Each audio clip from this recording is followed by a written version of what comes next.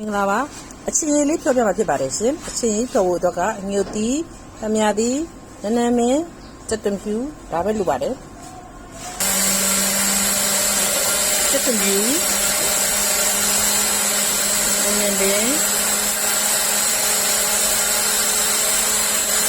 ဒီကွင်းစိတ်လိုက်မှာဖြစ်ပါတယ်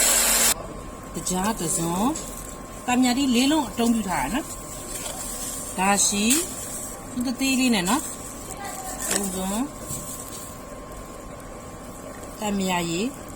တမယာတီလေးလုံးတုံးပြထားတာဖြစ်ပါတယ်ငါးငံပြရီ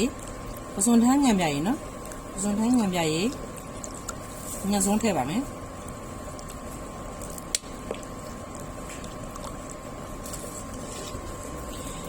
ချိုရဲ့အချင်းရဲ့ကြောင့်မိမိစိတ်ကြိုက်ပြုတ်ပြဲเนาะတကယ်လို့များချိုကြိုက်တယ်ဆိုရင်လည်းပို့ထဲပေါ့เนาะအချင်းကြိုက်တယ်ဆိုအချင်းပို့ထဲလိုက်ပေါ့เนาะဘာဖြစ်လို့လဲဆိုတံမြန်လေးလုံးအတုံးပြထားမှန်ပေမဲ့သေးကြီးအရေးထွက်တဲ့ပုံမှာလည်း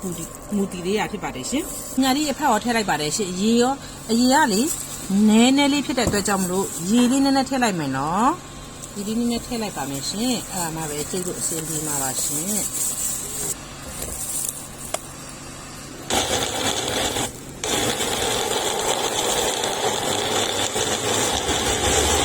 ညံ့အောင်စိတ်မှာဖြစ်ပါတယ်